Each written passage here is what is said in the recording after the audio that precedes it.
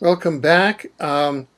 We're with a very special guest at Exopolitics TV on a problem that is just beginning to come into human consciousness, at the edges, much less at the mainstream. And our guest today is Christina Consolo, a radiation expert, founder and host of Nuked Radio, also known as Radchick. Welcome, Christina. Thank you for having me.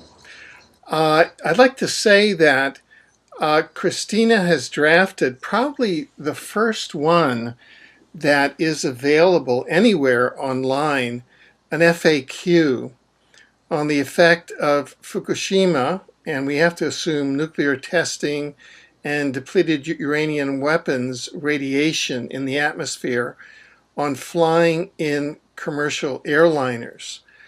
The subject of today's program will be on Fukushima radiation's impact on commercial airline passengers. What will happen to you? What could happen to you when you fly? And that FAQ is available at ecologynews.com. We'll put the link in the video description. It's a 25-page FAQ, and it's the leading edge of what's available because this information has, we believe, accidentally on purpose not been put together. And as we will learn, there's a great deal of intentional avoidance by the various governmental agencies, responsible governmental agencies in this area. First of all, just to get kind of a base level, Christina, going to this first section in the FAQ, has the FAA issued, say, limits on what radiation exposure should be during during airplane flights, for passengers and for crew and pilots? I don't know that the FAA has a per flight recommendation. I know that the based on a study that was done in the year 2000, it showed that the yearly exposure rates for personnel who worked as pilots and stewardesses and so forth was to not exceed 20 millisieverts per year. And so 20 millisieverts are 20,000 microsieverts. Correct. Okay. And the company Medcom that makes the inspector Geiger counter has a statement in its informational brochure that comes with the Geiger stating that normal levels of radiation in flight should be about 200 CPMs or 200 counts per minute at 30,000 feet of altitude. So roughly speaking, taking the kind of rough thing that the ratio to microsieverts is about 100 to 1, that's about 2 microsieverts, right? Right. We've had a number of people who have taken readings during flights, and some of them you listed also in the FAQ with their measurements, and they were most of them were lower than what I had measured on a trip from Charlotte, North Carolina to Cancun, Mexico in April of 2013. I hit a high note of 1,400 CPMs, counts per minute, during the flight, and it actually stayed up that high for several hours. Coming back a week later, I hit about half of that. So there was nothing going on at the time in terms of sun activity that could have contributed to that. Sometimes we have gamma that comes from celestial sources like our star that can cause radiation levels to be up higher, especially if we have a coronal mass ejection, a CME that's incoming. But there was nothing like that going on. And I had some pretty severe health problems following that flight, as well as one of my kids that were also on the trip. Right. So that during that there's so much information packed into there, but basically for flying, especially on the leg from Charlotte, North Carolina to Cancun, you experience 200 counts per minute, or in other words, 2 microsieverts per hour. Is that correct? I was experiencing 1,400 counts per minute. Oh, 1,400, right. Sorry. Yeah. Oh, the Gulf of Mexico. 1,400. Got it. The normal should be 200. So your Right, experience 7 times the normal. right. And so uh, what happened to you and what happened to your daughter? Well, pretty much from the time I landed, I had a problem with swelling in my extremities, and I've never had anything like that happen before. And by the third day, it was so severe that I had to be hospitalized, and I had to have IVs. I had a massive kidney infection that caused the kidney failure. The people at the hotel, though, at first they had me see a physician who worked for the hotel we were staying at. She thought I was in cardiac failure, acute cardiac failure and distress, because by that time I was actually getting heart palpitations because my heart was really straining with all of this added fluid in my system. And the rest of the trip, I ended up, being on bed rest. And I got to see what it was like to be in a Mexican hospital, which was an interesting experience. But about 2 weeks after we returned, my oldest daughter, who's 28 and in perfect health, had the exact same thing happen to her. So it was a little concerning that both of us on the same trip come down with the same affliction, where we've never had a history of that before. And there were a number of other students that were on the trip with us, because it was a spring break organized event through our school, that had other various ailments, swollen eyes and skin issues and so forth, that they had to seek treatment for also from the hotel physician during that time. And I don't know if that was also related, but I did notice on several of the airline workers that were on the flight that were, serving us, that they had some pretty significant skin issues going on too, which I was even surprised they were working with how severe they were. Just very, very dry, cracked, bleeding skin on their face, around, the corners of their mouth, corners of their eyes. And I don't know if they're frequently flying that route and they're being exposed to those kinds of levels all the time. And are these symptoms uh, related to low to radiation exposure? Are these the type of symptoms that are related to radiation exposure, so that you could say that these high levels of radiation that you measured in your Geiger counter resulted in these symptoms being experienced by yourself and your daughter and the fellow students and the crew? They certainly could be. I mean, they're on the list of known effects Yeah. from radiation exposure, but people are going to be affected in different ways depending on their overall health, the how well their immune system functions, Right. how often they're exposed to these levels, or what they've been exposed to in their life previously. Like if they fly a lot,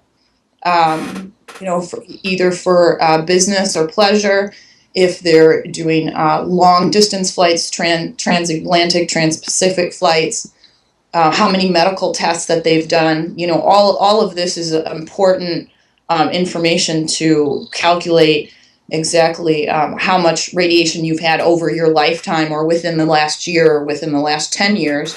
And there are Right. actually tables online where you can go and you can calculate that and put in how often you fly, how many hours, how many tests you've had done, how many CAT scans, x-rays, and it will give you an idea of what you've been exposed to in a certain amount of time. And that includes, dental x-rays too. Sure. Now, uh, going back to the original issue that we were talking about, the occupational limits of radiation that were recommended by the ICRP and the FAA, it was 20,000 microsieverts per year. The ICRP also recommends the radiation limit during pregnancy to be 1,000 microsieverts per year, 1/20th of that. Mm-hmm. That's a significantly low, I mean, that's a pretty low threshold compared to 20,000. Right, So, right. In a developing embryo, though, we know that an embryo will be exposed or have effects that are 1,000 times greater than an adult because all of the cell division that's going on yeah. with that embryo. So if there had been a pregnant woman, which there may have been, I don't know. I mean, you were on the flight, um, on that flight, and looking at the symptoms that you and your daughter developed, we could just look at what may have happened to the pregnant woman, to the embryo in the pregnant woman. Do you have any comment on that? Mm-hmm. I don't really believe that it's ever safe to fly during pregnancy, even From before Fukushima, because of the added risk to embryonic damage.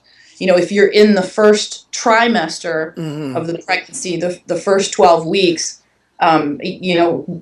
your basic neural tubes, the eyes are developing, the eyes actually grow out of the same type of tissue that forms the brain and the spine.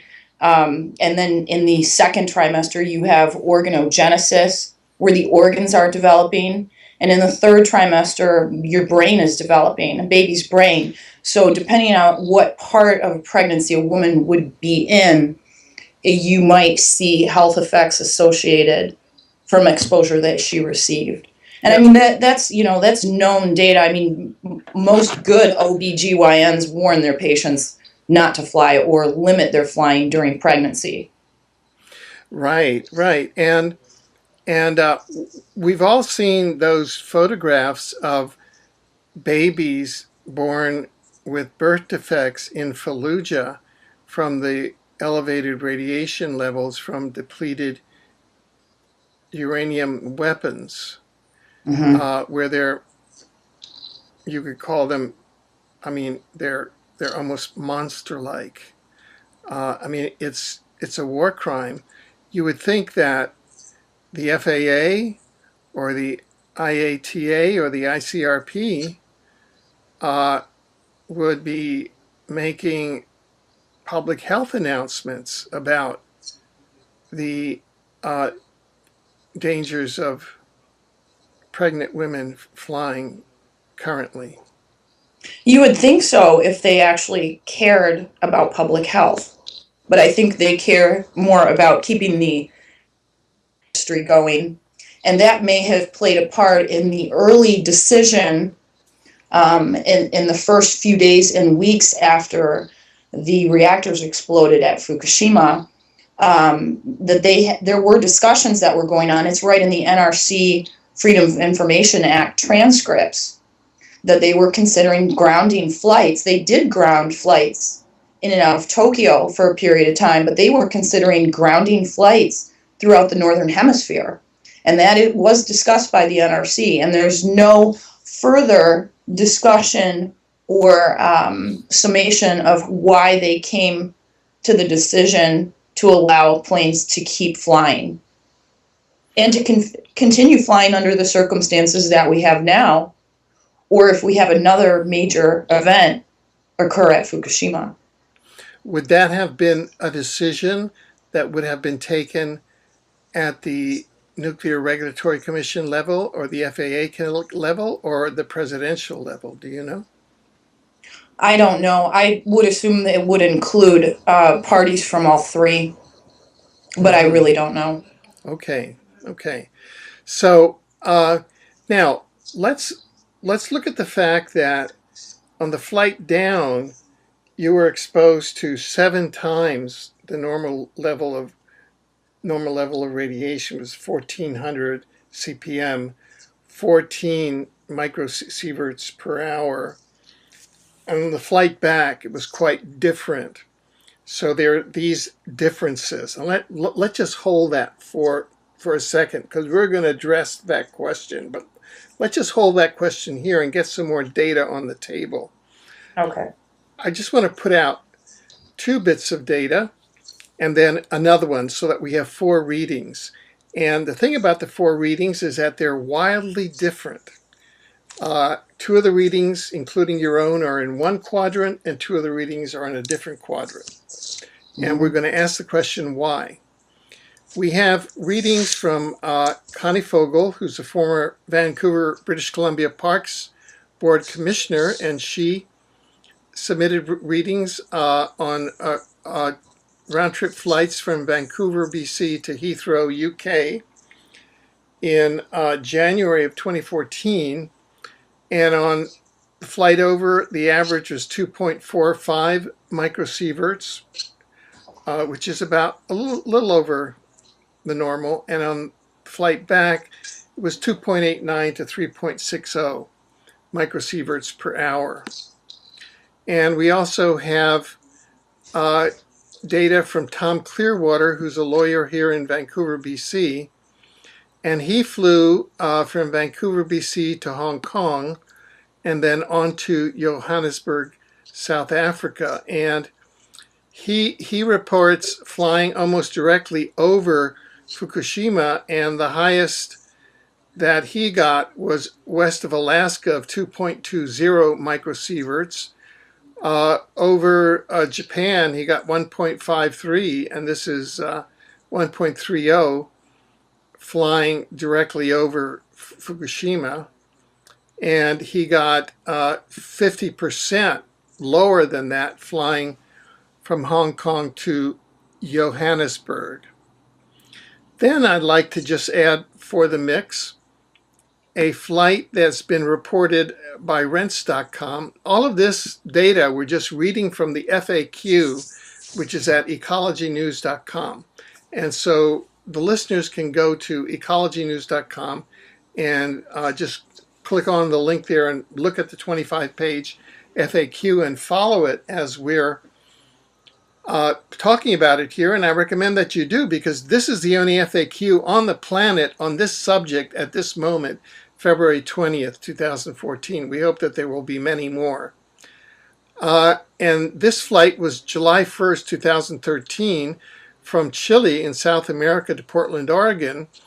And they had the high reading there was 1,208 counts per minute. That's close up to your 1,400. In other words, 12.08 microsieverts, and that's over Oregon on the American West Coast. So why is it that we're finding such differences? For example, we have 2 flights, yours from North Carolina to Cancun, Mexico, and this one from Chile to Oregon, where we have very high readings on those 2 flights. And then we have 2 other flights, one over the Atlantic and the other over the Pacific from Vancouver to Hong Kong. And they are, just within a normal range. What's your theory as to why we have such variation? Well, first of all, I think it's wonderful that people are taking the time to take these measurements during trips and share them publicly, and we need a lot more people doing that. Except I've had some recent emails from one person in particular who's a physician who was flying out of Philadelphia recently, who had his Geiger confiscated by the TSA. So I don't know if they're still allowing Geigers to be taken on flights, And I wouldn't be surprised if they discourage the use of them, especially when we're coming up with numbers like this. But your question about why the discrepancy, why the difference is, each one of these readings, each one of these trips are really just like a poll. It's a snapshot in time of what's happening on a certain, very small area of the planet. And the radiation that we have that is traveling around the globe, and it's been monitored by universities in Japan. This plume has been circling the Earth about every 40 days. And this came from information that was published about a year and a half ago, too, so I don't know how that plume has changed in its configuration. But we do follow fallout readings and weather patterns on about 2 or 3 times a week on my website, Climate Viewer. And it's very easy to see where these fallout events occur based on storms and where the tropopause is, where the most dynamic situation is occurring in the atmosphere. That's where we see a lot of fallout that is landing on the ground and being picked up by people with detectors. As far as what it's doing up in the air, we know that they have a tendency to stick together because of their electrical charge. The same thing is being found with the ocean plume as the air plume. And unless you have a monitor, a very expensive monitor on every single airplane that's flying, we have really no way to track this.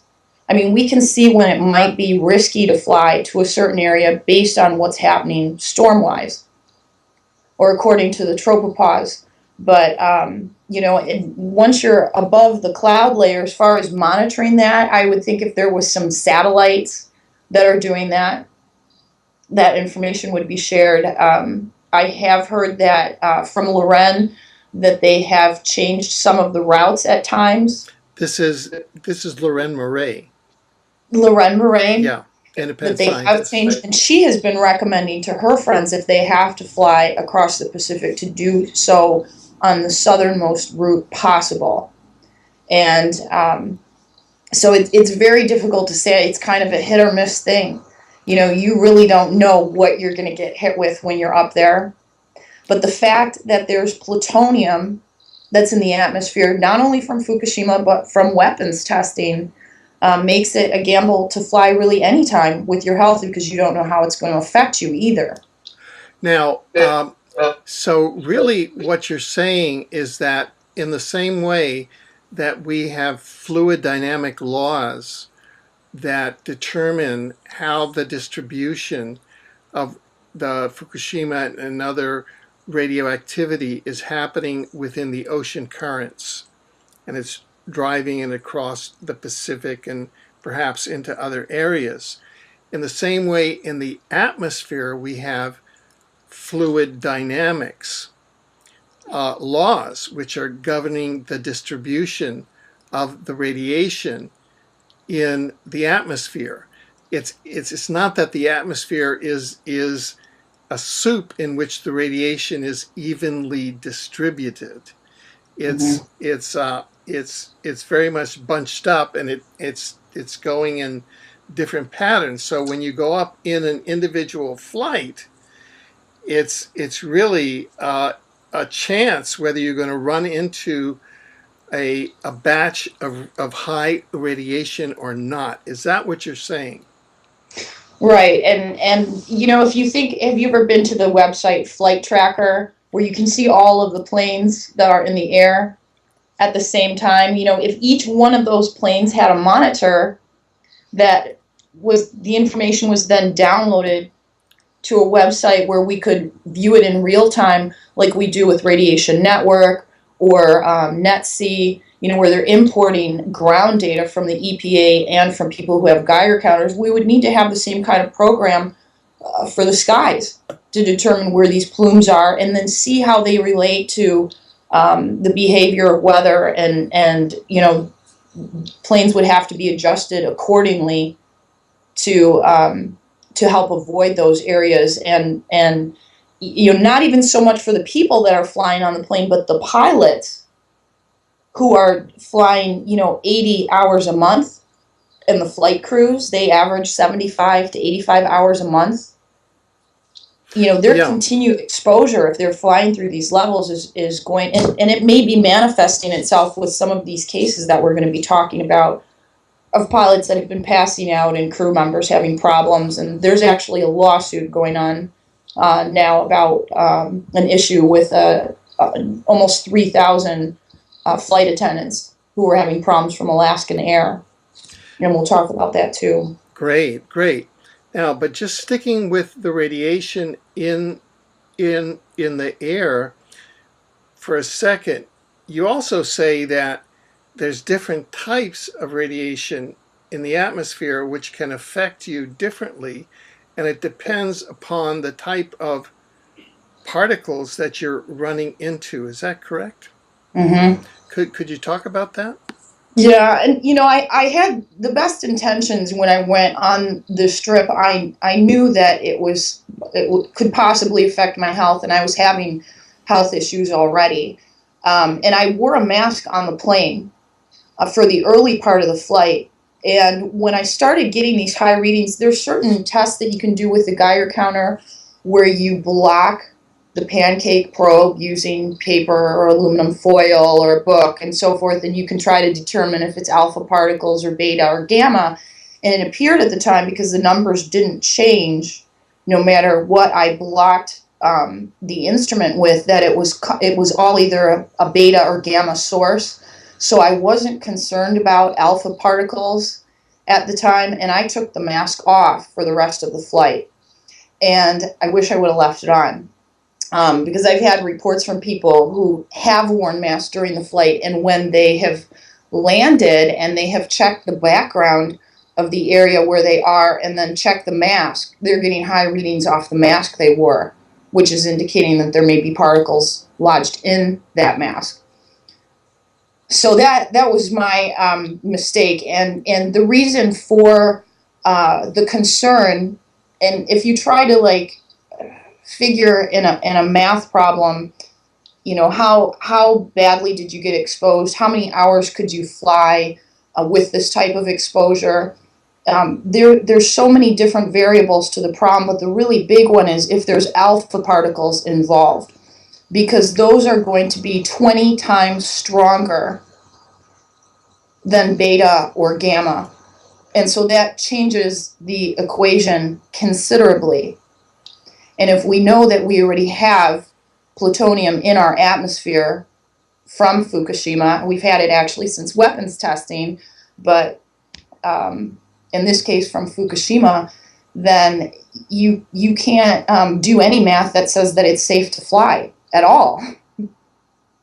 No matter how good our intentions are to want to explain this to people, and I hate to say that, and that's just devastating for people who have to fly a lot for work, or maybe just to keep in touch with family, or even, some who have spouses working in different cities and they have to fly to see each other because of the economy being so bad. This is devastating to hear this kind of information. And in order to really get a handle on this, we need to be talking about this, and we need to be sharing our readings. We need a lot more data from people who are flying or can tell us, what's happened to them after a flight. But we've kind of known all along, because of knowing what is up in the atmosphere and seeing that some pilots were coming down with problems, and air flight crews were having problems, that this situation will get worse with time. And that's exactly what we're seeing when we put all of this data together.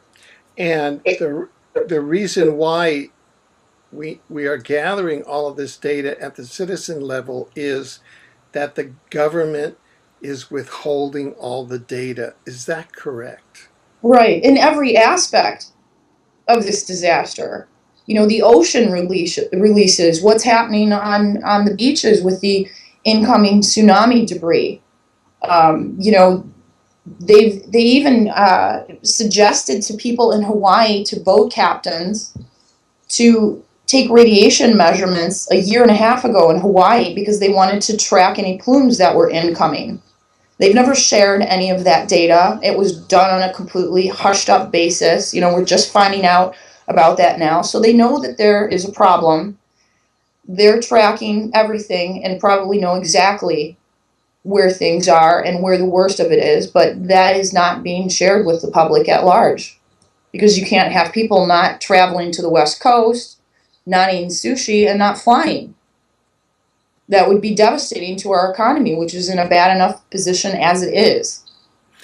Now, let's begin to get more deeply into the data that you've gathered. And again, I really urge people who are watching this, just go to ecologynews.com or go to the video description, and the link to the FAQ is there, and you just go there and be taken to this data so that you'll be able to read for yourself, because Fukushima is an area where you've got to read the data and decide for yourself, because the impact of this is entirely personal, as Christina has said. Let's jump, Christina, to the area of airline sickness reports and sudden heart attacks. And you always say that you like to do the following methodology. And the methodology is, let's look at the cases from before Fukushima and what happens after Fukushima. So could you walk us through the airline sickness reports and the sudden heart attacks, both of crew and passengers, from before Fukushima and from after Fukushima? Sure, and I would like to also explain how I learned about that, and it was from having a conversation with Dr. Timothy Massot, who's the Chernobyl mutation expert. I had contacted him about 4 or 5 months ago and was talking to him about the images that I had collected so far from the mutations post-Fukushima, and how can I get these mutations tested. And what he had told me, and he has written hundreds of studies on mutations that have occurred after Chernobyl. He travels to Chernobyl frequently. He's done studies for the DOE, the DOD. He said he can't even get access to those machines right now. Even with all of the work that he's done for the government, they have shut down access to any kind of testing for people who are trying to figure out what's going on. And he explained to me, and this was for the mutations, but it really applies to whatever you are looking at post-Fukushima, is go back and see what you can find prior to, is go back as far as you can, get a good sampling, and that will give you an idea, whether you're using Google or Wayback Machine or, botany websites, look at what has been found out in nature previously. And, the testimonials from people are very important too. People who have, had the same kind of, trees and so forth growing or produce growing for decades are seeing things that they've never seen happen before. And those kinds of things are really important in the absence of really hard data, which we can only get if we have access to the kind of machines that the EPA has, which we don't. So as far, and we were talking about the mutations, of course, but this applies also to this airline situation. And so when I started compiling this list, Loren and I had talked about this briefly during a interview that we did about a year ago. There were a couple of pilots that had heart attacks within a few weeks of each other, or had passed out during flights in the Pacific Northwest within weeks of each other. So it was a mainstream news story. And so I started looking through Google and using Wayback and so forth, and I knew that it had to have happened before, but it was very difficult to find any of these instances. So what I ended up doing is going to a pilots forum, and it's called airliners.net, and I found only 2 cases in their database. One was of a Northwest Airlines pilot that passed out in January of 2004, and one was a Porter's Airline pilot that had passed out in November of 2009. And then I found a couple other mentions, one from 85, one where a passenger who had flown a plane once but wasn't certified was able to bring a Cessna safely to the ground in Lansing, Michigan after the pilot suffered a heart attack. That was 1985. 2009, twin engine turboprop had the pilot who died early into the flight. And there was a total of 6 documented cases of pilots passing out while flying the plane since 2004, prior to 311. So trying to search through the NTSB, they do not keep records. So, and it just to jump in, 311 means Fukushima because Fukushima occurred on 3/11/11, March 11th, 2011. That's just for the viewers who may be joining us for the first time. Mm-hmm. So we couldn't use the NTSB website because they don't keep track of this kind of data of pilots having medical emergencies. So in comparing the news stories, which are now showing up in searches, and sometimes you have to go to specific countries to search for these reports, we've had a sizable increase in these events. This list, we've also included the pilots passing out, having heart attacks, crews having health issues, and planes that are landing at wrong airports. And the reason for that is I have a very close friend who, actually my neighbor, who used to be an engineer for Lockheed Martin, and I had talked to him about this when it first happened. And I said, how does a pilot land at the wrong airport? Because this has happened, it happened like twice in 2 weeks. And he said they had to have become really confused in the cockpit. I mean, it's almost impossible unless you willfully ignore your computer systems to land at the wrong airport. And then in searching, I found that this has actually happened a few times also with military planes. So the first case that I found was April of 2011, flying from California to Colorado. A wife had to take over flying when her pilot husband passed out. He had started having trouble breathing and speaking on this flight, and ground controllers in Colorado actually sent up another plane to help guide the craft because she had no flying experience. And in June of 2011 in Australia, there was an Emirates, I don't know if I'm saying that right, Emirates Air. Emirates. Mm-hmm. Pilot who passed out for 55 minutes during a flight and woke up. He was unconscious at the controls as he flew over Adelaide, Australia, and out to sea. September of 2011 in Reno, Nevada, we had a pilot that passed out during an air show, causing a crash which killed 11 people and injured 60. Air show instances, I included 2 because there were 2 major ones since 3/11, but I'm not convinced that that is a rad situation. And from reading the reports of the extensive accident reconstruction, it appeared that those might be G-force related issues that caused the pilots to pass out. But it's something we need to keep an eye on to see if it happens more frequently as well. We had a case in October of 2011 where British actor Mr. Bean had to fly the plane he was in when his pilot passed out. He actually had his wife and children on board with him. They were flying at 16,000 feet over Kenya. And he had taken over the controls for about 20 minutes before they could revive the pilot, which they did, and he was able to land the plane. In January of 2012 in Great Britain, and this was probably one of the worst reports. This could have been a major airline accident.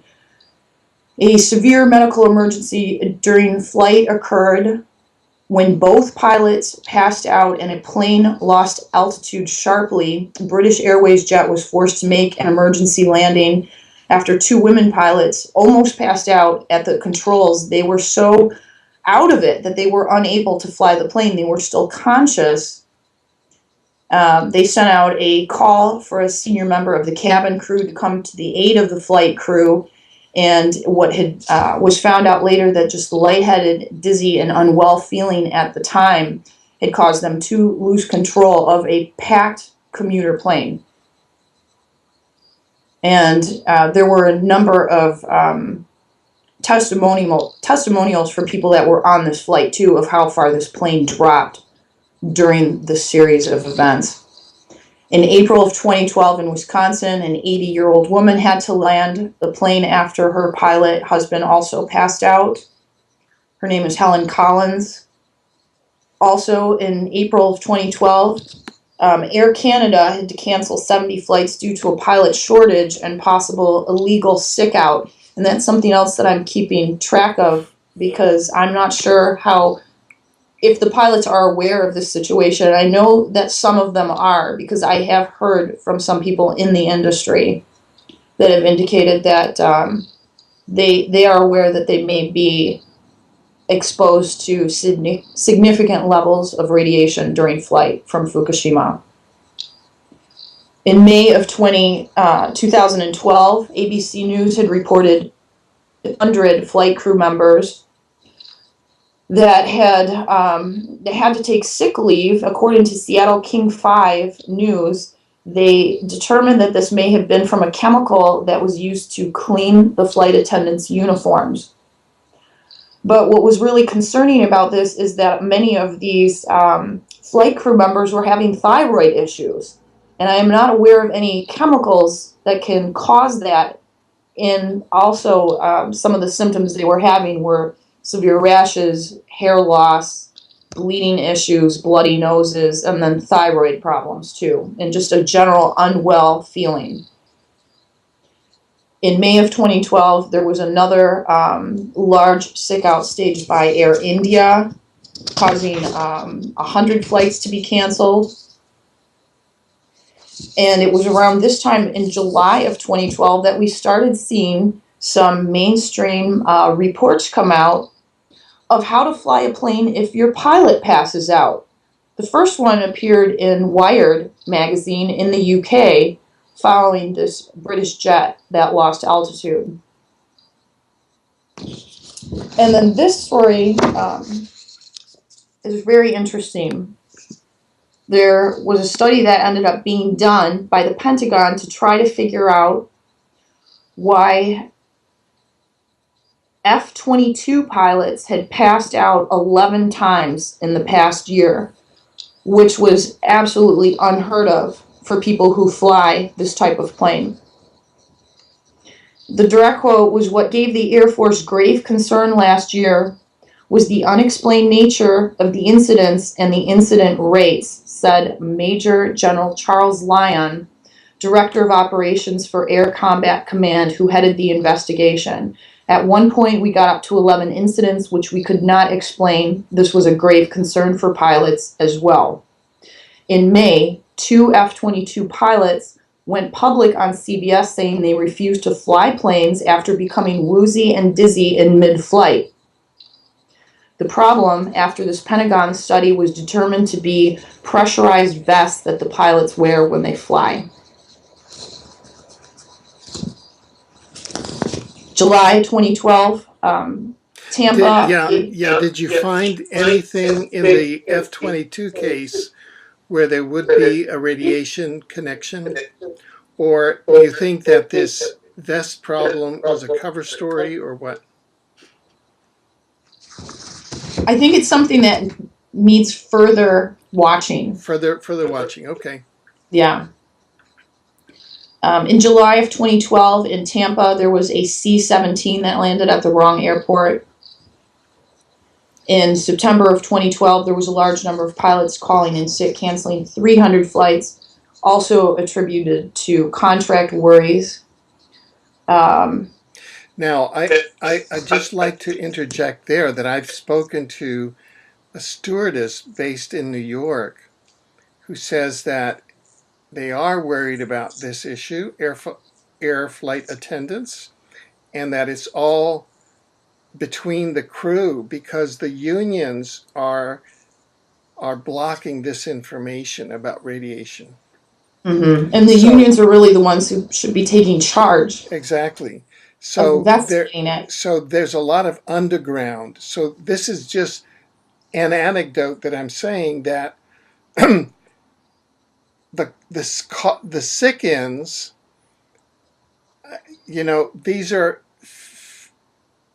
these are actions that may have radiation connections to them that we don't know yet, because all of this is still inside the underground, inside the airline pilots and attendants culture.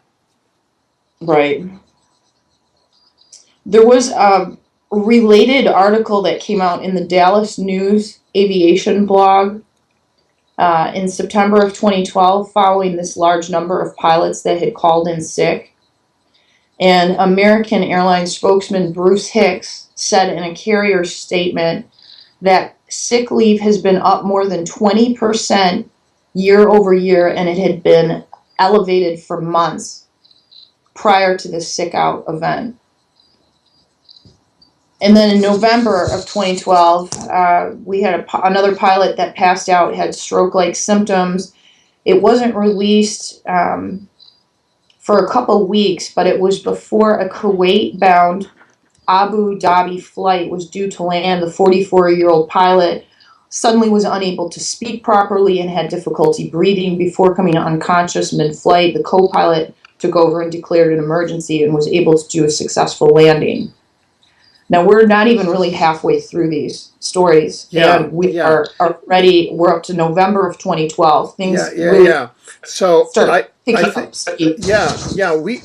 we could go on for a long time just looking at the time of the program. I think that you've established this pattern of before Fukushima, 6 cases, and now after Fukushima, it's becoming a pattern. And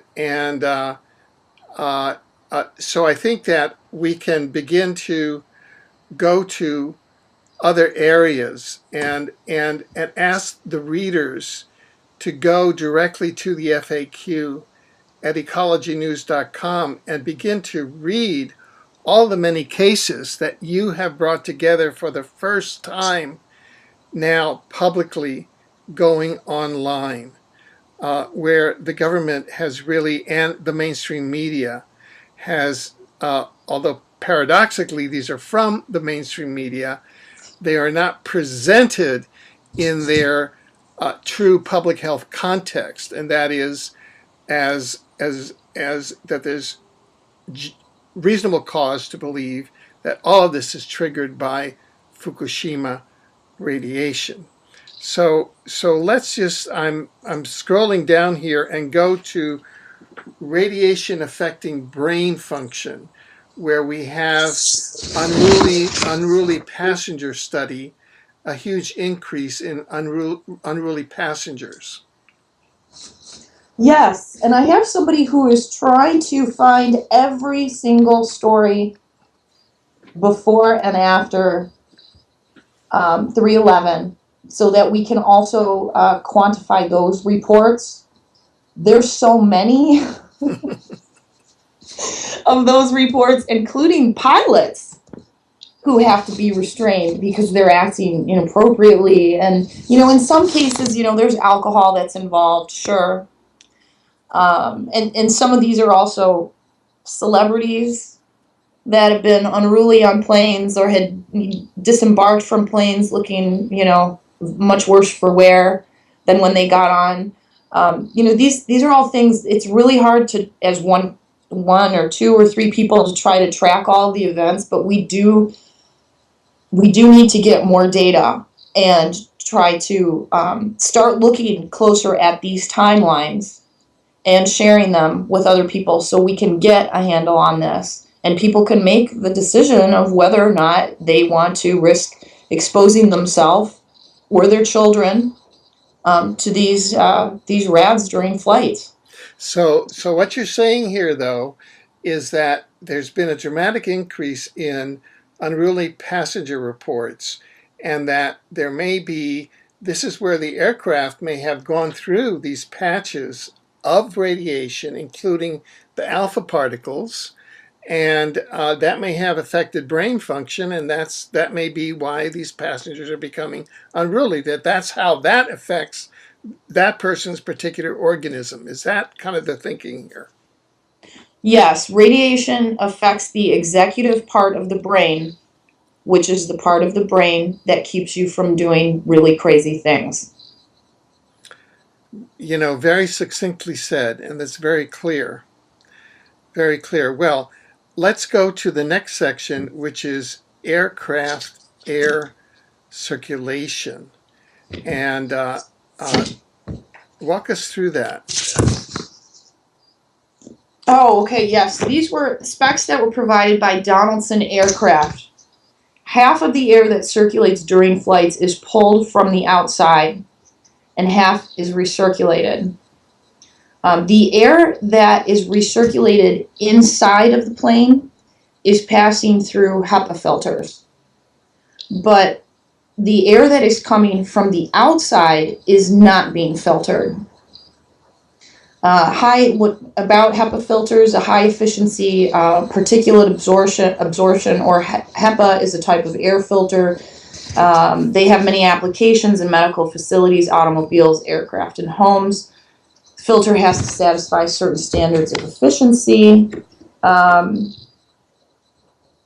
it is 99.97% efficient in filtering particles that have a size of 0.3 microns or larger. So what you're saying is that this shows that by going up in an airplane, you're actually drawing in radiation from the atmosphere. Yeah, and I was under the impression that all of the air was filtered in these flights that's coming in from outside, but it's not. It's only being filtered once it gets in the plane, and only 50% of it is the recirculated air. The other 50% keeps coming from the outside of the plane. So, at some point you have to wonder if these airlines are going to be contaminated on the inside of the plane. I had noticed when we were flying and I was getting these extraordinarily high readings that the numbers are much higher towards the bottom of the plane, like at the ground level, at your feet, than they are up by where you sit or where you have your table fold out, which I don't really know what to account for that. But yeah, they're drawing in outside air, and that was part of the reason why early in the crisis, Europe and Asian flights were all halted going into Tokyo, so they wouldn't expose their passengers. Although they did, in fact, they picked up passengers that landed in the U.S. that had particulate contamination. Although we don't know what kind of particles they were contaminated with. We know that commercial air carriers were trying to make a decision whether or not to ground flights per the NRC conversations. One in particular came from Mr. Castro, who said that, yes, it's a significant amount of people, and they have authorized all Americans to go on the charter. They've taken half the flights and have embassy dependents. Well, no, each flight, I don't know how to say it, now I'm starting to get tired. Each flight is reserved, half reserved for embassy dependents. The other half for the flight is for American citizens. And the male participant, who has not been identified in this conversation, says, okay, so they're pumping those, but they're worried because, they may get grounded eventually because of, radiation. They are worried about the radiation. Commercial air carriers are trying to make the decision whether they are going to stop their flights. And if they do, then that puts more pressure on the charter flights to get people out. In a follow-up phone call to the NRC, on day 7 of the accident, a participant who's not identified by name says the Japanese had asked the NRC, how do we deal with extending doses or allowing workers to soak up higher amounts of radiation in an emergency? We just told them for emergencies in a condition like this that we have guidelines that let us go to a certain limit. But in this case, you need to do what you need to do to get it done. And that's exactly what they said during their phone calls.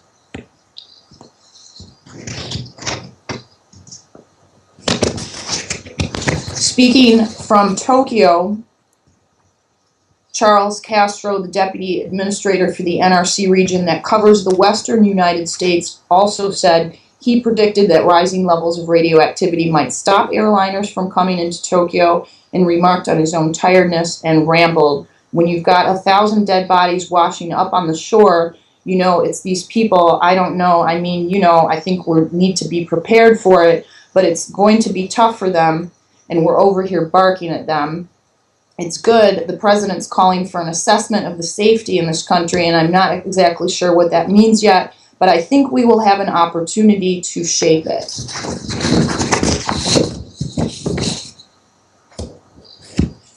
And that probably has a lot to do why this isn't being talked about. Right.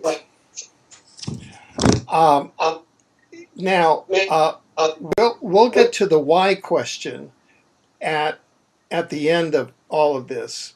Let's get to the helicopters and explain to us what a helicopter radiation flight is.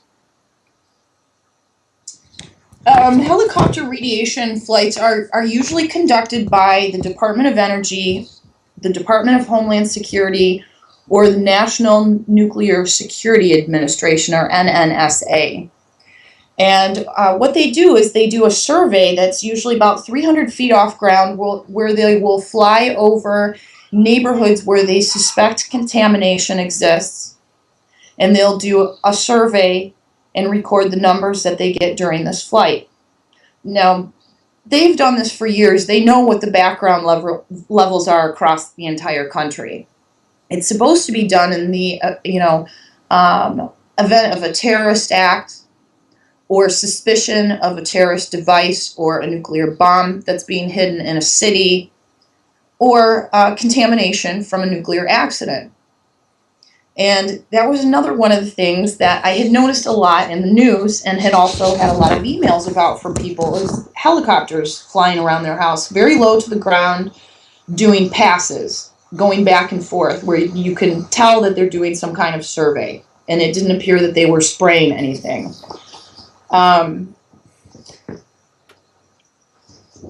Prior to 3/11, and I have to find it in my notes here.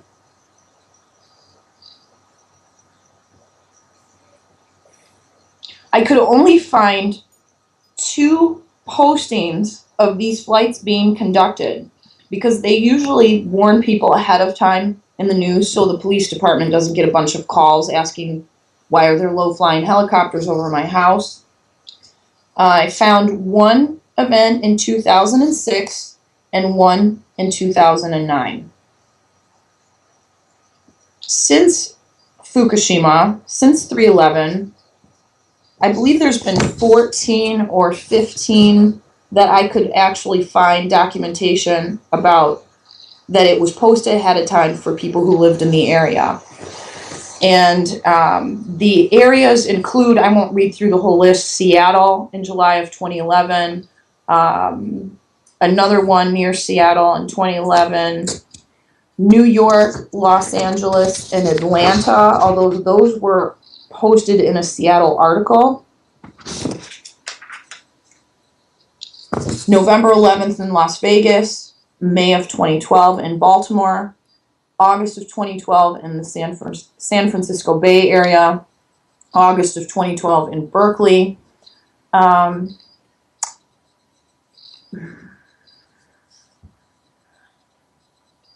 January 2013 in DC. In fact, they spent 2 weeks testing DC, where everywhere else they spend 4 or 5 days, which I thought was interesting. January of 2013, New Orleans. December of 2013, sorry, that was a program that was released for Detection Halo. The city of Los Angeles has received an $11.4 million grant to create what they call a detection halo that would provide an early warning of impending doom. The program, administered by the Domestic Nuclear Detection Office, utilizes sensor equipment, communications infrastructure, and special training to attain what some skeptics think is unattainable security in an insecure world. Why they're only doing this in Los Angeles is interesting. January of 2014, Baltimore again, and then in preparation for the Super Bowl flights, they flew these radiation helicopters also in New Jersey and New York just prior to the event. Now, what you say is that none of the results of any of these missions has been released to the public. No. No, they have not. Have there been any Freedom of Information requests filed for that data, or is that not that I'm aware of? But I would imagine that they will put this under the umbrella of national security. So therefore, it would be exempt. Now, for the final area of data, and I know this is an area that you and independent scientist Lorraine Murray, who's done pioneering work in Fukushima, you and she have really brought this area to the forefront. And so this is the Celebrity Sickness and Cancer Death List. And it sounds rather macabre, but there's a reasoning to it, is that celebrities travel by airliner frequently and therefore would be exposed to atmospheric radiation and the perils of airliner travel more than the normal public. Is that sort of the reasoning there? Yes, and most of them live in California, which is on the West Coast, which is part of the impact zone of both the ocean plume and the atmospheric plume traveling across. And then if they live in LA near Simi Valley, then they've been exposed to 3 nuclear meltdowns at the Rocketdyne facility. I see. What exactly is another issue? Yeah. What's the Rocketdyne facility? Rocketdyne, and now it's was bought out by Boeing. It's the Simi Valley Santa Susana Lab. Oh. And there's been 3 meltdowns there. Meltdowns there. Okay. In the past. Yeah. So and enormous cancer rates, rare brain tumors, retinoblastomas in children. In fact, Aaron Brockovich is representing, I believe, 10 families who all have young kids with brain tumors that live right next door to this facility now. But that area's been pretty heavily contaminated. So the celebrities are at a high risk group, not only because of where they live, but because of the amount of flying that they do. That they do. Okay. Now, you and Lorraine Murray did an original interview. Could you talk about the cases, the celebrities, sickness and cancer death list that you examined then? Sure, and I had contacted Lorraine originally and said, I'm just noticing a lot of these people are sick, and my daughters had mentioned to me too that they've seen these strange reports, and this was prior to when we put the interview together. And she said she had been collecting them as well, and so we put our list together and we came up with 10. We had 10 people that are all fairly well known. One was Kim Kardashian, who was doing an extraordinary amount of flying while pregnant.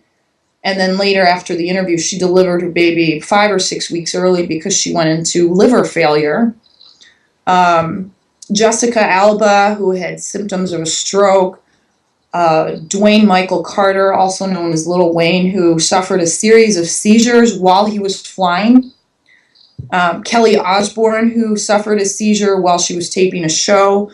Gwyneth Paltrow, she had numerous health issues shortly after Fukushima happened. She was living in England at the time, and she had symptoms of a stroke, and she had a severe miscarriage, and she had a lot of stuff going on. Justin Bieber, who had been acting out in almost every city where he flew to do a concert, and that continues. Morrissey, who's a singer from the UK, and Brooke Burke, who was a woman who hosts a lot of these award shows. She had her thyroid removed. So that was the original list. That's very interesting, because no one has pointed out Justin Bieber's acting out as being caused by Fukushima radiation. This is the first. This is the first, I think. And I think it was just announced yesterday that because of the legal problems, he might be kind of taking a break from public action. Yeah. But anyway, I find that remarkable. Okay. All our compassion to him for being irradiated without his knowledge, and if it's true, for having his brain function severely altered so that he's, what do they say? Forgive them, for they know not what they do. Now, what are the new cases that you have found of celebrity sickness, cancer, heart attack, stroke in the past 11 months that are possibly radiation related? And where you have, including significant hair loss, bald spots that are reported with photo documentation. Yeah, this is just the list that I've compiled since Loren and I did that original Nuked in the Skies interview. She also has a list that includes many people that I'm not even going to mention here. And I have to give credit to my daughters, too, because they've picked up a lot of these stories on Twitter, because it's people that they follow or have in their Twitter feeds. I group them by really symptomology, because there's so many. I think my list, I have 30 or 40 new ones just in the past year since we did that original report. But I'll go through this quickly. Significant hair loss and bald spots that have actually been reported about in gossip magazines with photos: Paris Hilton, Khloe Kardashian, Kristen Stewart. Illnesses that occurred during long flights that required a hospital visit when landing: Selena Gomez, Rita Ora, Jennifer Lawrence.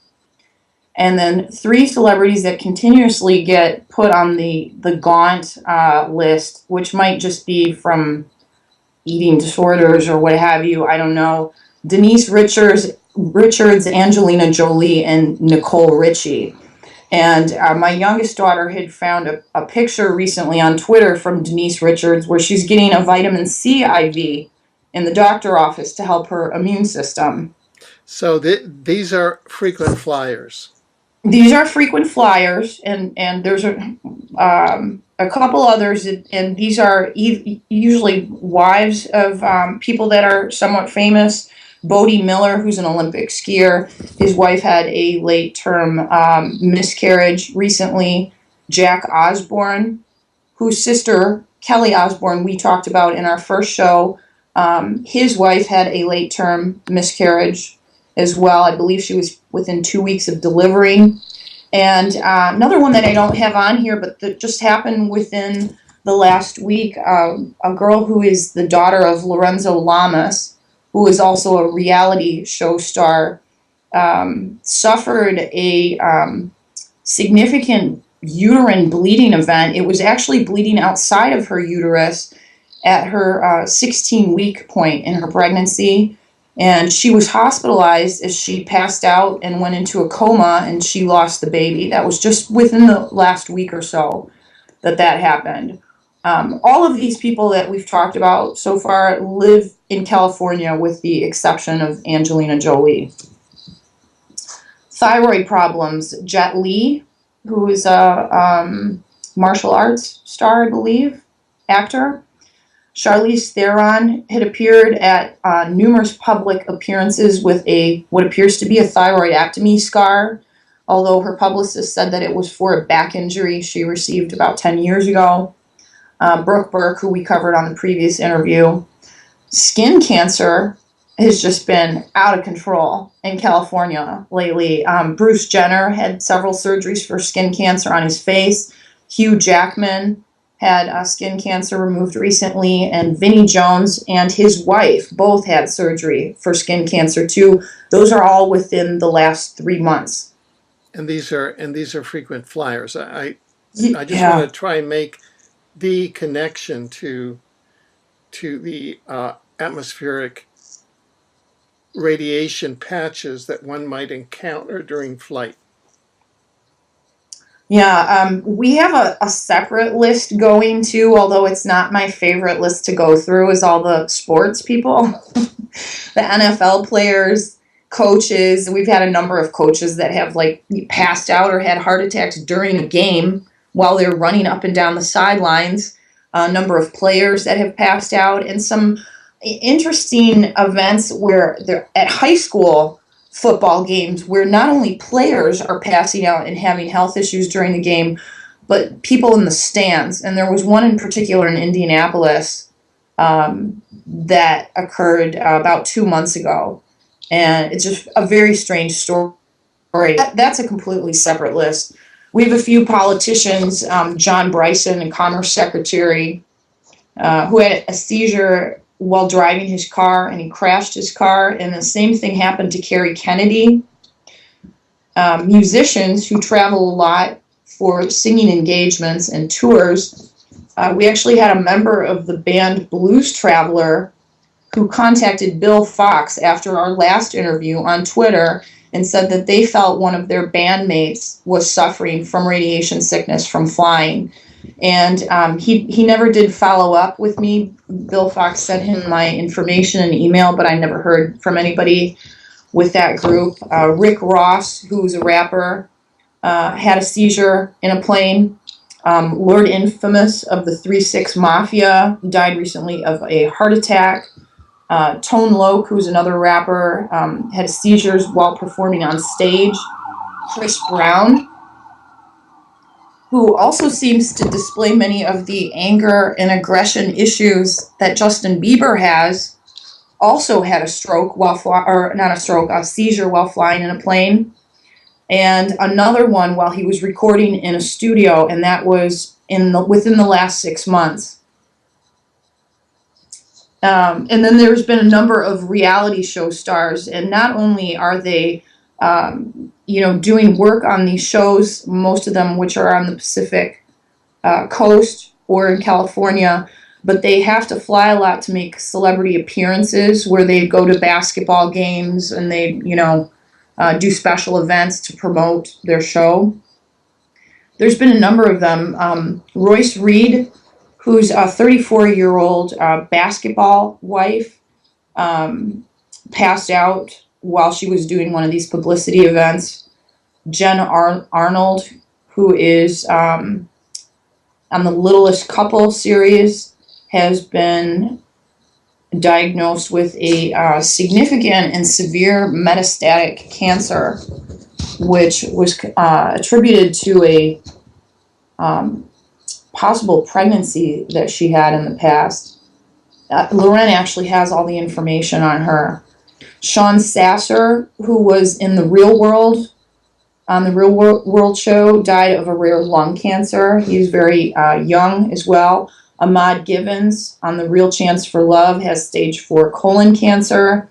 And Brittany Haynes, who was on the show Big Brother, recently had a baby, and her baby was diagnosed with cancer within 2 months of being born. And then we have a couple of TV directors, producers, and news anchors. Jeff Pollack, who's a Hollywood producer, died while running on a California beach. Huda Rafael, a Toronto TV producer, died at age 28 because she had a huge cancerous tumor on her heart, which was actually missed by her doctors, and her family is now suing. Kamala Dumar, BBC presenter, died at age 41 of a heart attack 3 weeks ago. Anna Watera, also a BBC presenter, died at age 39 of cancer this past week. Amy Robach, who's an ABC anchor in California, has been diagnosed recently with breast cancer. And Julie Chang, who's an anchor for Good Day LA, had a brain tumor that was discovered while she was being treated for a surfing injury. Now I can add one too that just went public last week. Tom Brokaw, He was diagnosed with cancer. The anchor for NBC. Yeah. Just went public that he was diagnosed with cancer. Mm-hmm. A couple of days ago. Yeah, I have a couple other ones that I need to get a little more background on the case. Nick Cannon, someone had sent to me, who's the husband of Mariah Carey. He came down with a very severe autoimmune disorder and had to quit everything that he was doing. And this was shortly after Fukushima first happened. So I want to try to get more information. I didn't know about him when we did our first show, and someone who saw the show sent me some information. Frankie Muniz, who's 27. He was on Malcolm in the Middle. He was the cute little kid that the show was about. He's had a series of strokes. Marsha Wallace, who worked on The Simpsons, recently died of breast cancer. Nene Leakes had blood clots in her lungs. A UK celebrity named Katie Price had severe issues with pregnancy. Dr. Drew I think he has a show about rehab or addiction. He had recently came out saying he'd been treated for cancer, as well as Robin Quivers, who works on the Howard Stern show, and former Spice Girl Mel B, whose 6-year-old daughter has been hospitalized for several severe bloody noses. She also lives in California. And they fly quite a bit. Yeah. The Spice people. Okay, so at the beginning of the show, you really began to refer to, because our culture, especially after World War II and the introduction of commercial flying as part of the transportation infrastructure, I got to go to LA for lunch and I'll be back tonight. It's part of business, in the corporate world. Seeing your family at Thanksgiving, going to weddings, going to school. If you live in Florida and you go and you're attending school up in Seattle, or if you live in Spain and you're attending graduate school in England, I'm thinking of actual people who that's their actual story, their actual life. Or if you going to school here in Vancouver and you're from Hong Kong, that's an actual life, an actual person. How can normal people cope with this? What do they do? What do we do? Well, it may be somewhat of a godsend that so many companies are in trouble financially because of the economy, that a lot of them aren't making their employees fly as much as they used to. They're having them do conferences on Skype and so forth, which make lots more sense anyway. Yeah. And so there is that. And I have several friends that have very, very good jobs, and they fly a lot for work. And I've been so concerned about their exposure, that I've managed to talk them into just not flying at all, and finding some excuse to tell their employer about why they can't. Because if you go to your employer and you say, well, I can't, there's a storm coming in and it's going to be full of rads from Fukushima and I don't want to fly, your boss is going to think you're nuts. So it's not like you can tell them that. You have to, use a little bit more, be a little bit more creative about it, how you get out of that. But it makes a lot more sense to save the company money and not go on all of these trips when most of them could just be conducted on the computer like we're doing this interview now. And just try to avoid air travel unless it's absolutely necessary. Now, And yeah, use ground travel wherever possible. because it's so, I hate to use the word, it's like it's like roulette. It's like a gamble because you can't really say when you get on a plane what's going to happen because you don't know what type of plume you're going to run into, correct? Right. And you don't know what effect that's going to have on your particular organism. Mm-hmm. Isn't that like basically what all of these cases show and what your case shows in your experience? Mm-hmm. Like it's It complete. affects everyone differently. So Yeah, someone who was exposed to the same thing as me that doesn't already have, immune problems might have been just fine yeah, after that kind of flight and that kind of exposure. People react to it differently depending on what they've been exposed to during their their lifetime. lifetime. And that was something that I didn't learn until I had been researching Fukushima for a while because I was really concerned that my health effects all seemed to start after this accident. But in talking with, especially in talking with Loren Murray, you have a whole history of exposure that you've had.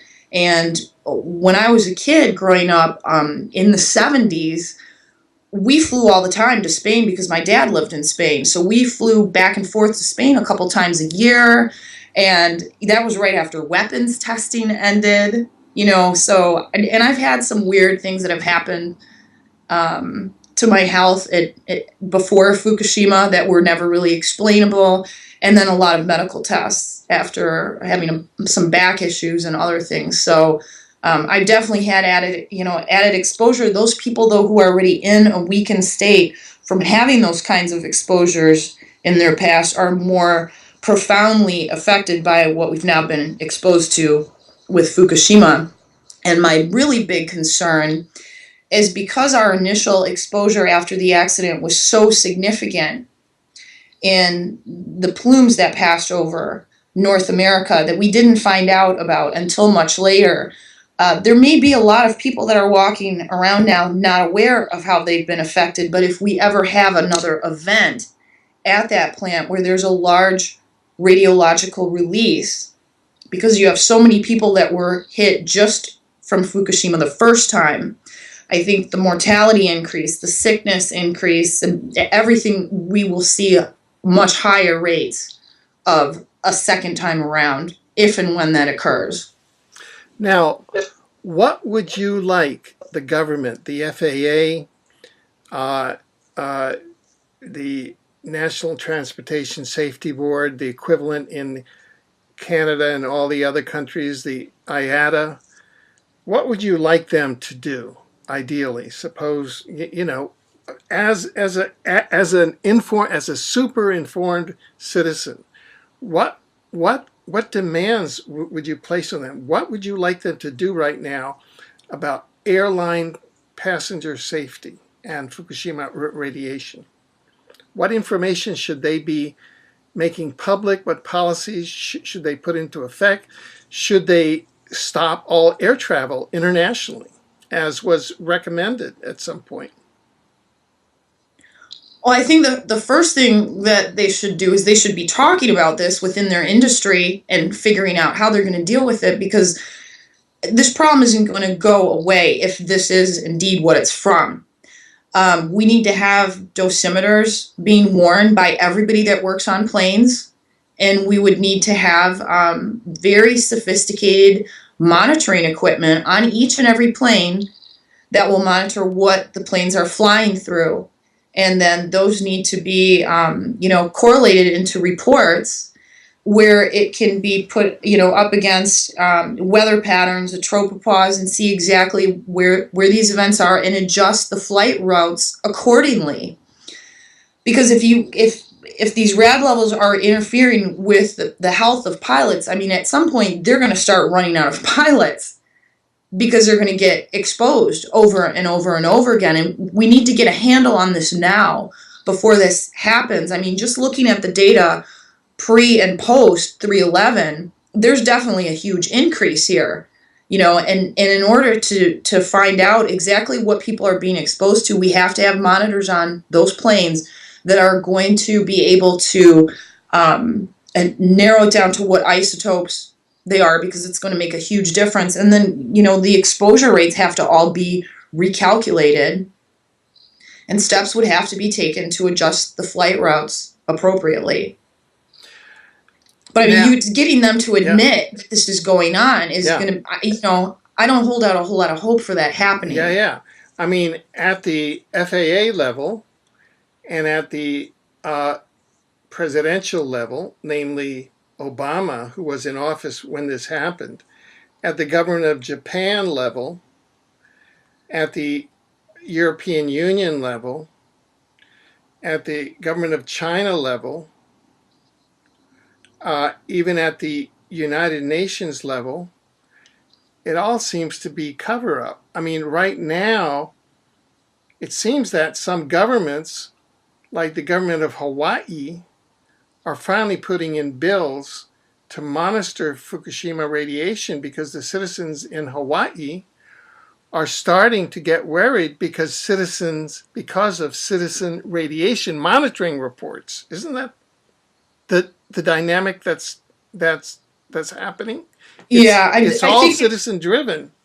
In order for them to acknowledge this in the airline industry, they're going to have, pilots and flight crews that start doing a little investigating on their own, and maybe, buy Geiger counters and take them on the flights with them, and, make their own observations, and then approach their union leaders that, hey, we have this concern, and here's our documented evidence now of what we need you, and it's going to need to probably come from that part of the industry. And I'm really surprised that it hasn't already. Yeah. Now, how can people, be they pilots, be they crew, attendants, be they passengers, citizens, concerned citizens, how can they get in touch with you to get information and advice and to get this thing rolling? I started a page, if they're on Facebook, I started a page yesterday called Airline Anomalies Post Fukushima. And all of the items that we discussed tonight, plus some others, I posted on there yesterday. And I would like them to, visit that page, look through the reports, and send me a message if they have anything to add to that, any questions or comments, and we'll just kind of deal with it like that for right now. So we find people in the industry who really want to take control of this. So right. So go to Facebook. We'll post the link to this page, and they can contact you there, or they can contact you by your Facebook page. And we'll see how this develops. Have you been contacted by any of the celebrities that you've written about, or others in the celebrity area, or in their families, or in their management at all, that's concerned about this?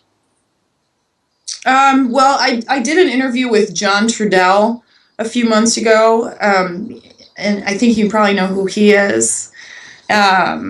He is a huge supporter of hemp, and using hemp to decontaminate all of the extensive, chemical issues that we have. And he didn't know a whole lot about the Fukushima radiation situation, even though he lives in California. And we had done the show together, and he really, that's kind of the focus now of what he does, is just using, hemp for decontamination. And that's something really that needs to be used, or farmers need to be allowed to use so they can decontaminate their soils. I mean, it sucks up everything from the ground. Anything that's contaminating the soil, hemp will pull out of the ground. It's like a huge plant filter. And in Chernobyl, they actually have a whole research center that studies hemp being used for decontamination, and then they're turning that hemp into biofuel. So he's kind of the go-to guy for that. I was contacted by Roseanne Barr, who wants to do an interview with Loren.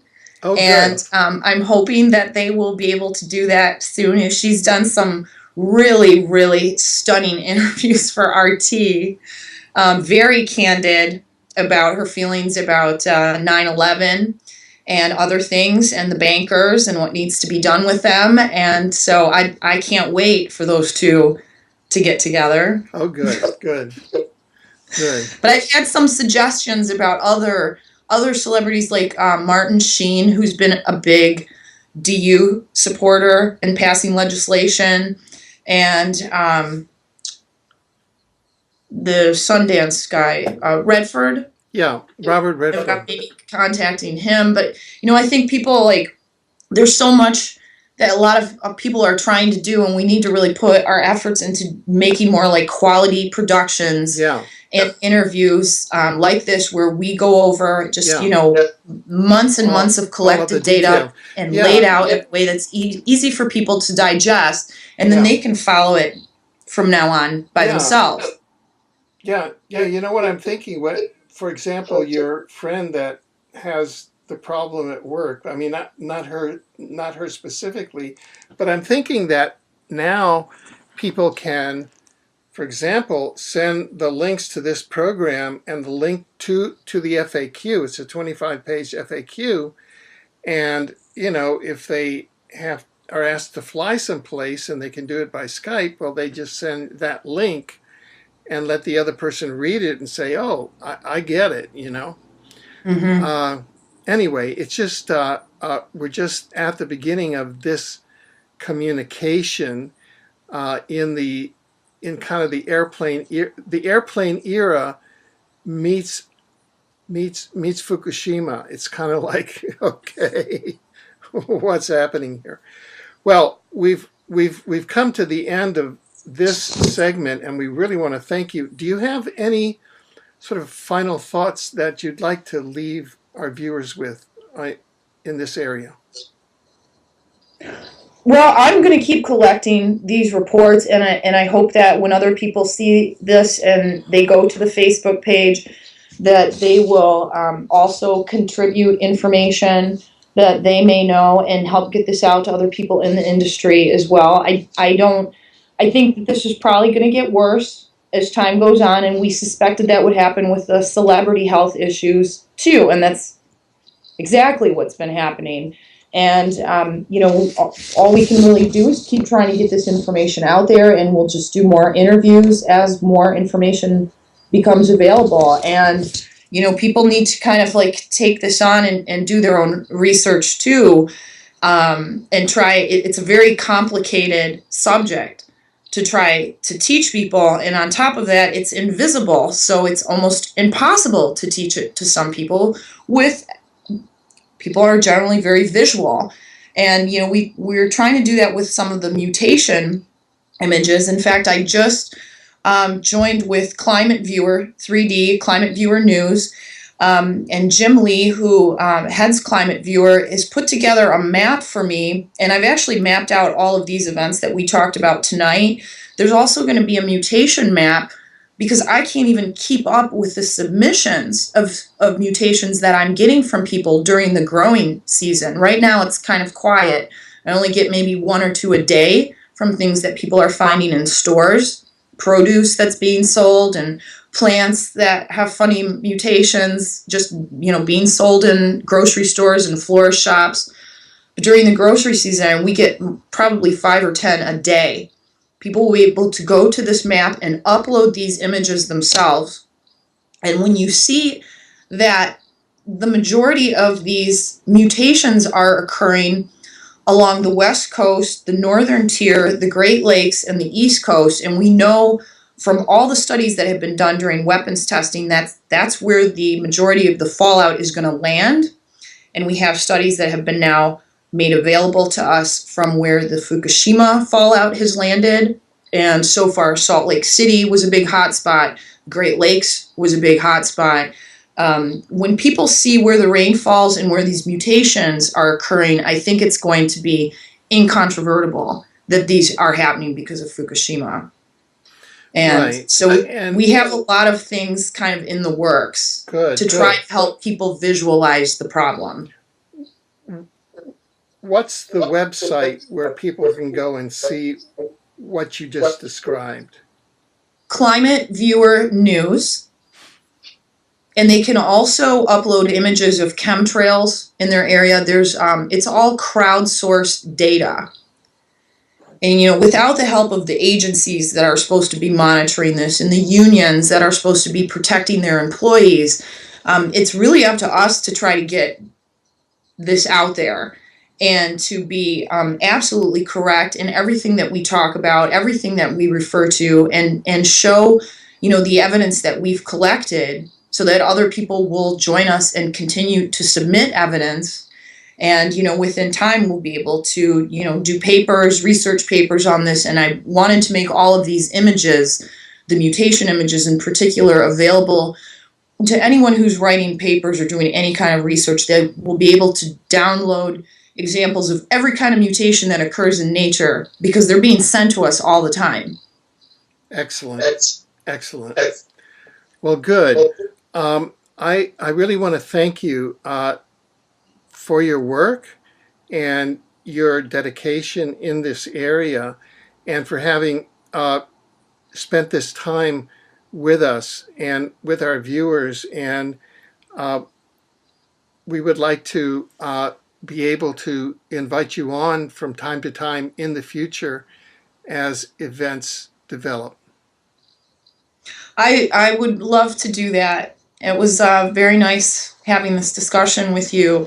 And I also want to mention, and you and I had talked about this before we went on air tonight. Yes.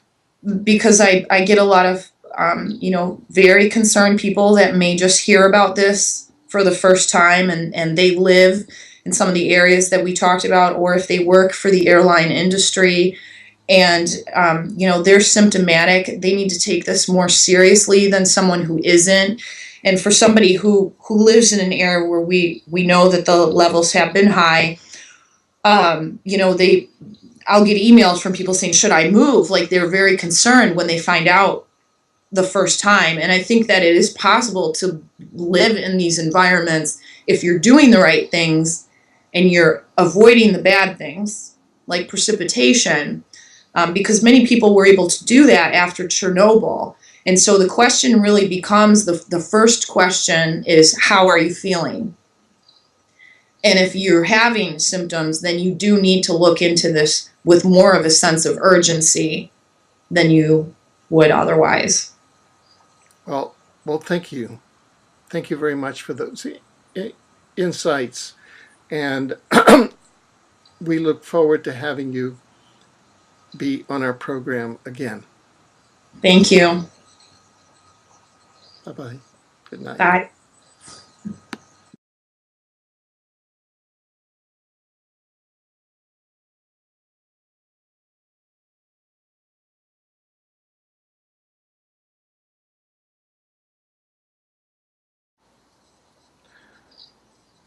Welcome back.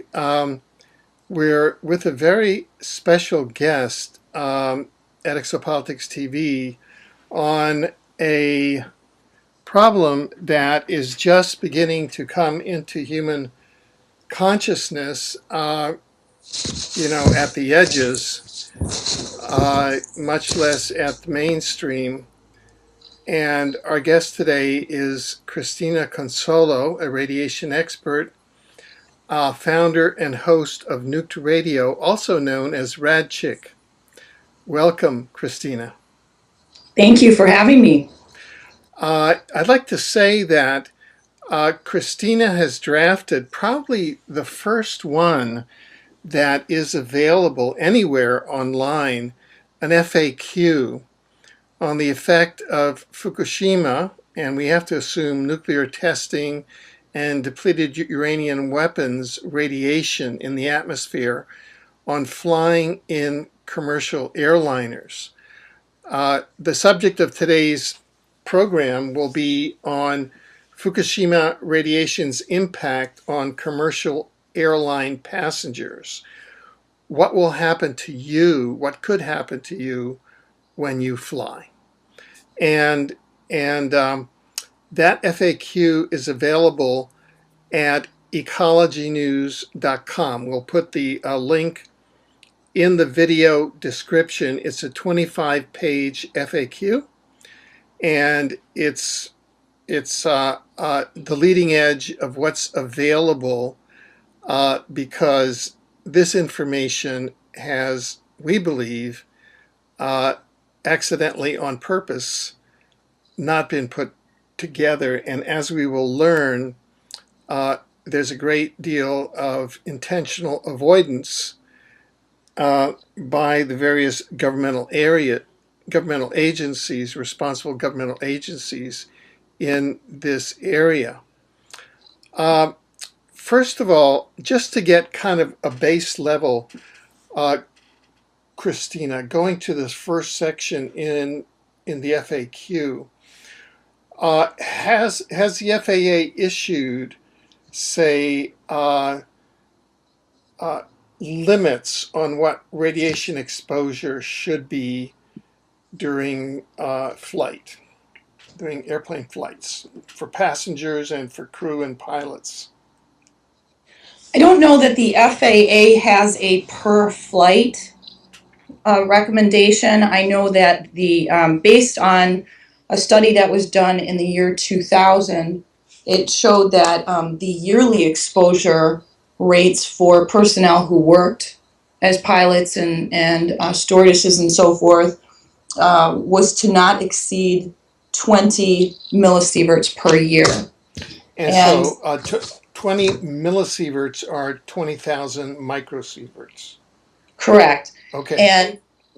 And the company Medcom that makes the inspector Geiger counter has a statement in its informational brochure that comes with the Geiger stating that normal levels of radiation in flight should be about 200 CPMs or 200 counts per minute at 30,000 feet of altitude.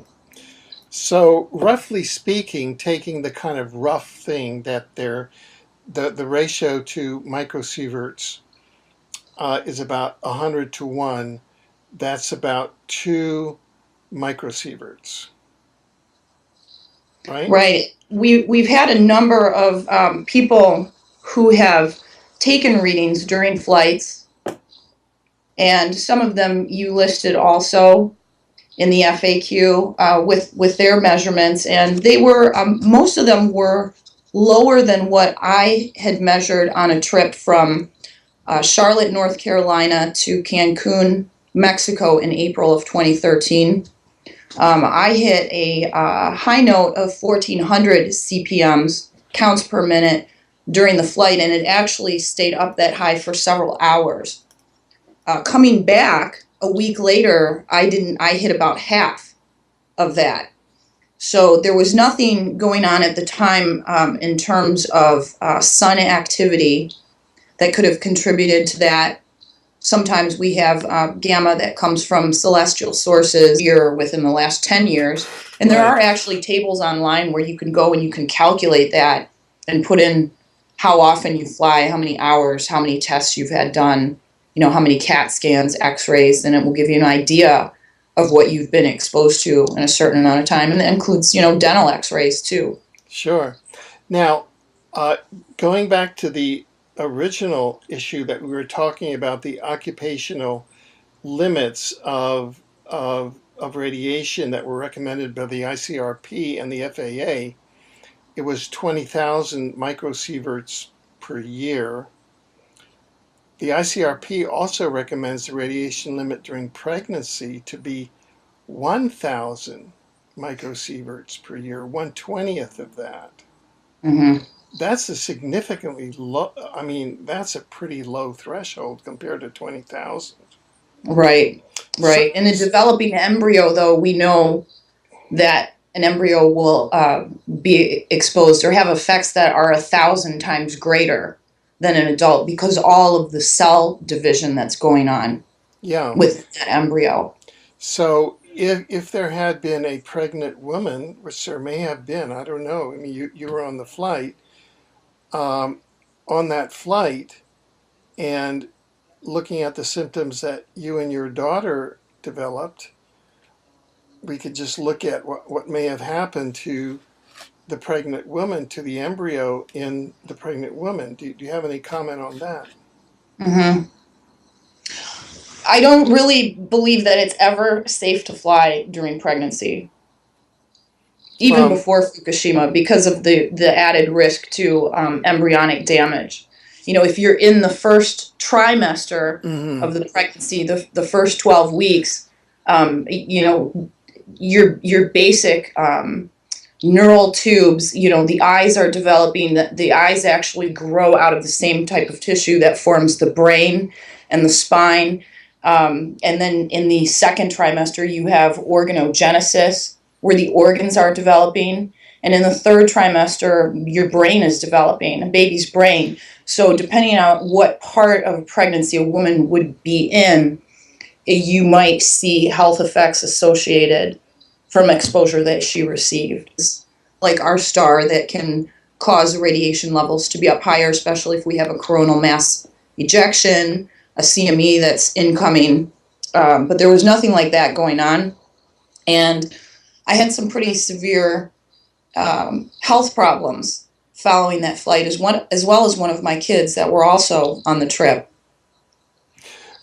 Right. So that during that there's so much information packed into there, but basically for flying, especially on the leg from Charlotte, North Carolina to Cancun, you experience 200 counts per minute, or in other words, 2 microsieverts per hour. Is that correct? I was experiencing 1,400 counts per minute. Oh, 1,400, right. Sorry. Yeah. Oh, the Gulf of Mexico. 1,400. Got it. The normal should be 200. So your Right, experience 7 times the normal. right. And so uh, what happened to you and what happened to your daughter? Well, pretty much from the time I landed, I had a problem with swelling in my extremities, and I've never had anything like that happen before.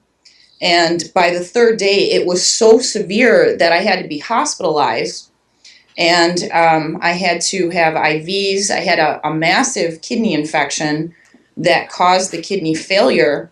The people at the hotel, though, at first they had me see a physician who worked for the hotel we were staying at. She thought I was in cardiac failure, acute cardiac failure and distress, because by that time I was actually getting heart palpitations because my heart was really straining with all of this added fluid in my system. And the rest of the trip, I ended up, you know, being on bed rest. And I got to see what it was like to be in a Mexican hospital, which was an interesting experience. But about 2 weeks after we returned, my oldest daughter, who's 28 and in perfect health, had the exact same thing happen to her.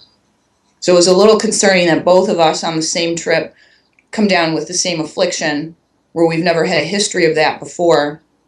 And there were a number of other students that were on the trip with us because it was a spring break organized event through our school that had other various ailments, swollen eyes and skin issues and so forth, that they had to seek treatment for also from the hotel physician during that time. And I don't know if that was also related, but I did notice on several of the airline workers that were on the flight that were, serving us, that they had some pretty significant skin issues going on too, which I was even surprised they were working with how severe they were. Just very, very dry, cracked, bleeding skin on their face, around, the corners of their mouth, corners of their eyes.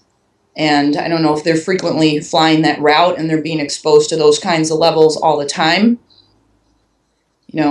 And are these symptoms related to low to radiation exposure?